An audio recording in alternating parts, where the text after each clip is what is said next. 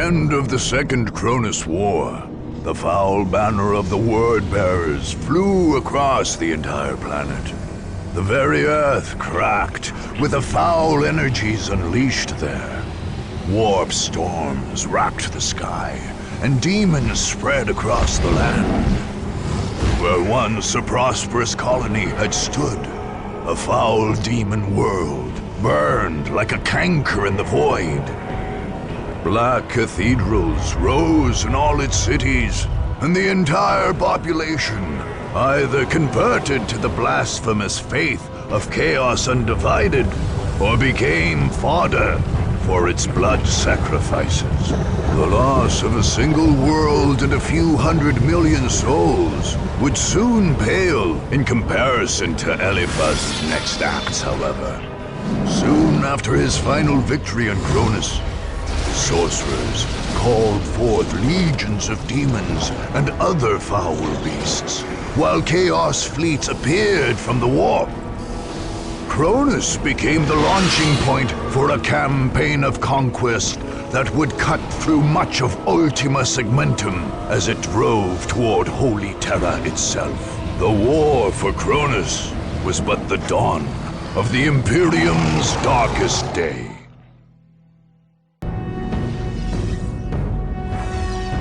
The alien mind is strange and mysterious, and Farseer Taldir proved this once again upon her conquest of Kronus. The Eldar had broken all who stood before them, driving back men, alien, and heretics alike.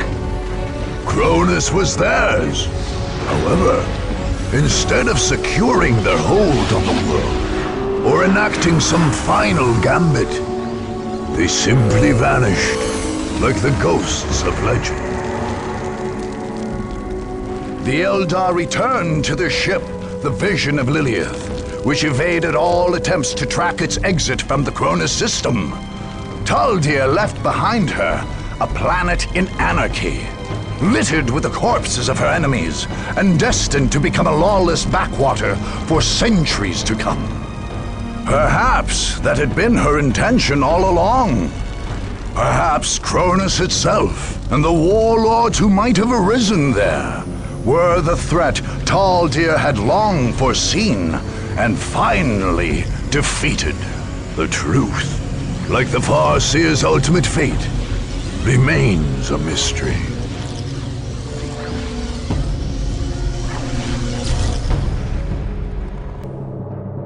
With the last alien bastion broken, Governor Militant Alexander stood as the uncontested ruler of Kronus, and a hero to his men.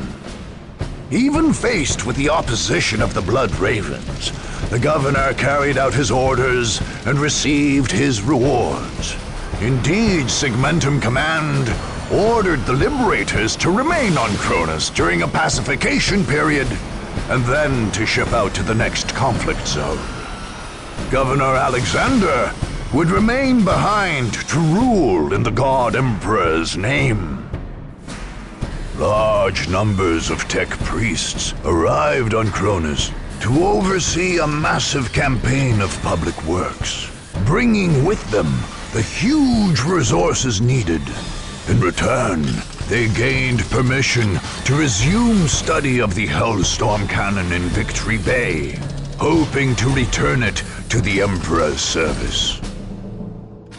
As for the Liberators, Governor Alexander promoted Captain Vash to Colonel and placed him in command. With the regiment still loyal to him, a planet at his command, and the tech priests of Mars in his debt, Lucas Alexander had begun his rise as a power to be reckoned with in this sector of the galaxy.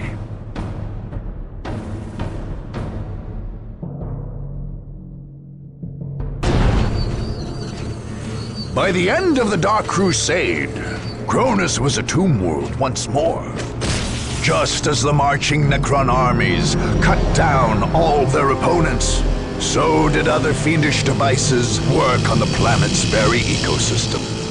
Scarab swarms scoured the lush jungles of the south and the fertile plains of the north, while pulses of loathsome energy killed even microscopic bacteria. The seas died and the air itself became rarefied and poisoned. Soon, sterile sand and dust swept across the Cronusian landscape, broken only by black monuments to the Nightbringer. Kronus became the black heart of the Necron purge in the eastern edge of the galaxy. Warriors emerging from the monoliths of Kronus would bring death to worlds across the Tau Empire, the domains of Ultramar, and many more sectors. Imperial strike fleets, Tau battle formations, and Eldar raiding teams would all try to retake Kronus, only to fall before the huge crypt vessels protecting the Tomb World from orbit. Each heroic effort only added more deaths to the Nightbringer's tally.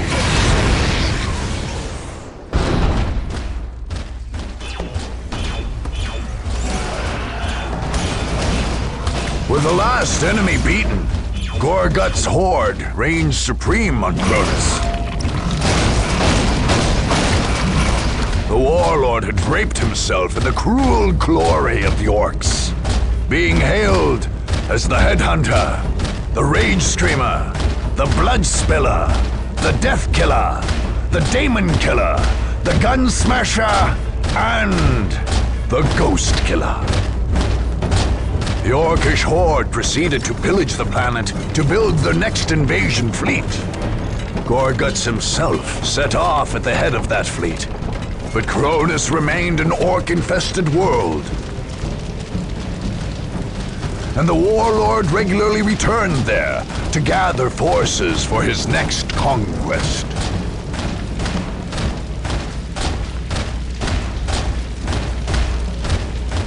With such a fertile base of operations, the warlord would cut a swath through the Imperium's eastern fringe and the Tau Empire for years to come.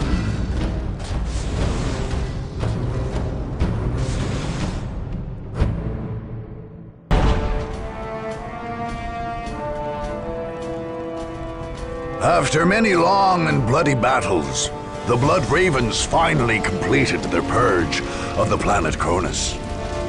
The battle barge Litany of Fury remained in close orbit, imposing a strict prohibition on any visits to the world, while the Fifth Company maintained the Castellum Incorruptus in North Vandia. The Imperial Guard Segmentum Command lodged protest for the Blood Ravens' actions, reporting them to the Inquisition. The Blood Ravens successfully defended their actions, convincing their interrogators that General Alexander should have bowed to the Blood Ravens' orders and withdrawn.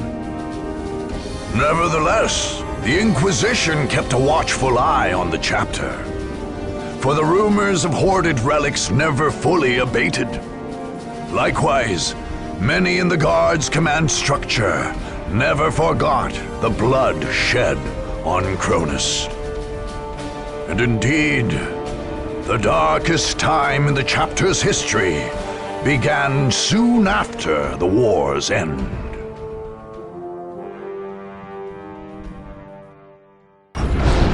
With the last enemy stronghold broken, the Tau hold on Kronus became secure once again. The task force sent from the Tau homeworld remained on the planet to secure it, and soon thereafter, further waves of settlers and colonists arrived from across the Empire. The humans left on Kronus found life increasingly difficult for them. Many had embraced the Imperial return, and now found themselves subject to re-education or other penalties. Intensive colonization by Tau and Krut led to a rapid demographic swing, with the human population dwindling to less than 5% a decade after the Dark Crusade.